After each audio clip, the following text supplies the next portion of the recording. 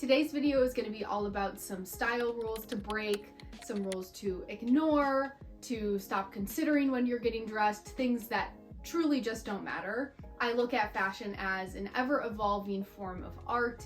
It's a way to connect with people. It's a way to explore our own individual creativity.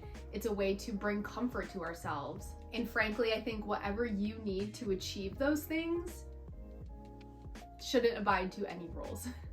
Before we get into it, do me a favor, hit that subscribe button down below, give this video a thumbs up, and don't forget to subscribe to my newsletter, which is in the description box, and let's just get right into it.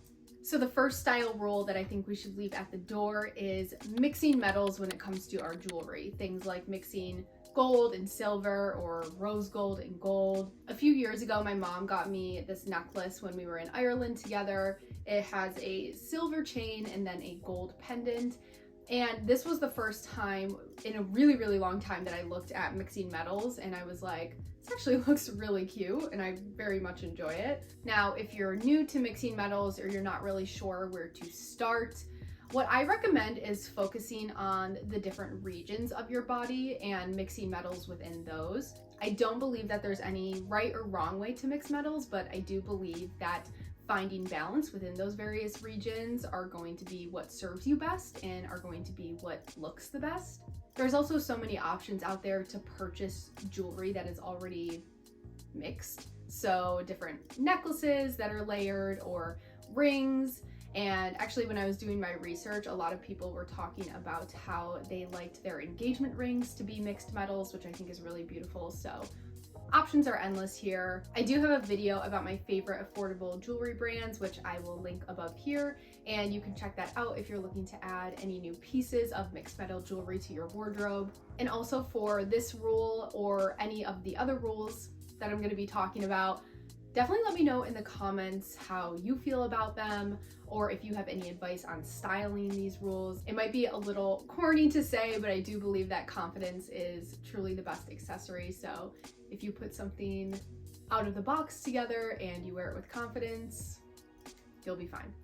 The next rule that I think we need to break, and this is one that I just truly never understood, like don't get it at all, is wearing white after Labor Day. I looked into the history of this rule because I just was like, where did this come from? And how did it become so universally accepted as truth? Way back in the day when it was more normal to be quite covered up, white was the color that you wore because it was the most cool color in terms of temperature. It was lightweight, you know, depending on the fabric, of course. So after Labor Day, it marked the end of the summer. People would put their white clothes away and they would embark into the fall and the winter in different colors, presumably darker colors. Which, by the way, totally makes sense. Like in the summer, I'm always wearing lighter colors. In the winter, I'm generally wearing darker colors. Like I could see where that still trickles into today's society. But for it to become a rule, how did that happen? How did that happen? It just doesn't make any sense. To wrap this rule up, wear the white pants after Labor Day, wear the white jacket, like do what you gotta do. It's 2024. There's a lot of things that we should leave in the past, including this.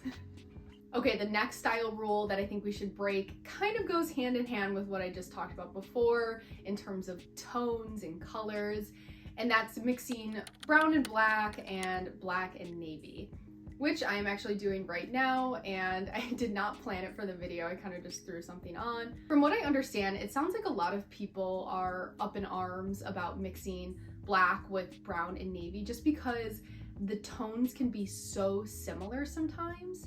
And I mean, we've all been there, right? Where you're shopping and you see a pair of really dark pants and you're like, are those dark blue or are these black? Like, but with the rise of the capsule wardrobe and a lot of neutral color palettes that we see today, I think a lot more people are embracing mixing these tones together because they are very complementary. Complementary, there we go.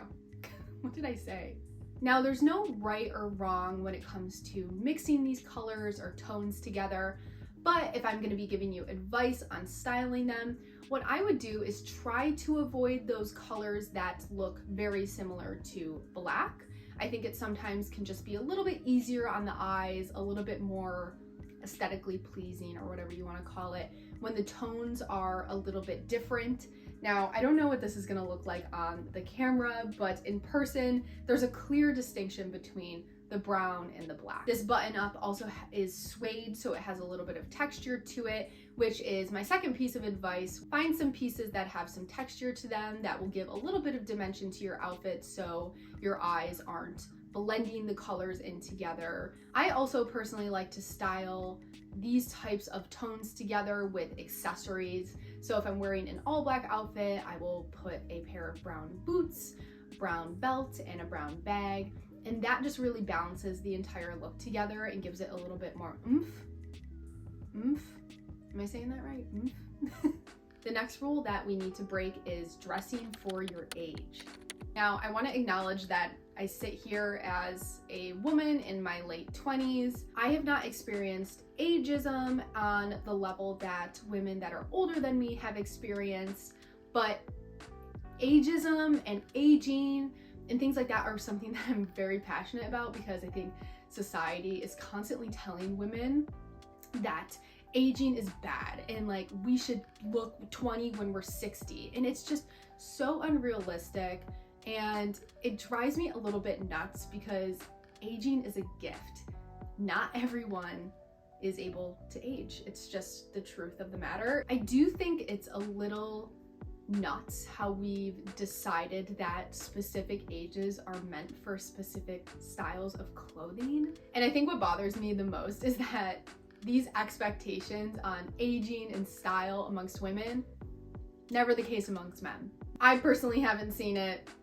Maybe it's out there, but I don't think that men feel the same pressure as women. At the end of the day, I think that your style is more about how it makes you feel rather than if it's appropriate for your age. As women, we have earned the right to wear what we want, and especially as you get older, I think that rings even more true. You should be dressing for your lifestyle, not your age. Life is too short. It's just way too short. If you want to wear the crop top, wear the crop top. If you want to wear a muumuu, wear the muumuu. Like, it does not matter. It just does not matter.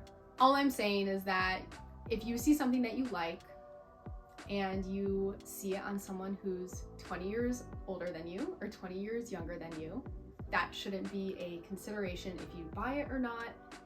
It should be more about, does this fit into my lifestyle? Is this something I'm gonna wear consistently? You guys get the point. All right, let's move on to the next rule, which is wearing flip-flops with jeans. Now, totally fine if you're not into it. I think this might be one of the rules that some people are gonna be like, absolutely not.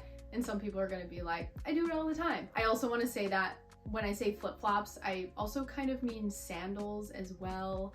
I think that they kind of are in the same category and people feel the same way about them. I was in Florida a few days ago and I wanted to wear a tank top with my jeans, and I only had a pair of sandals. So I put them on, and my friend who I was with said it looked very 90s, and I loved that. I was like, that's cool. I'm always going for a little bit of a vintage vibe if I can. Oh my God.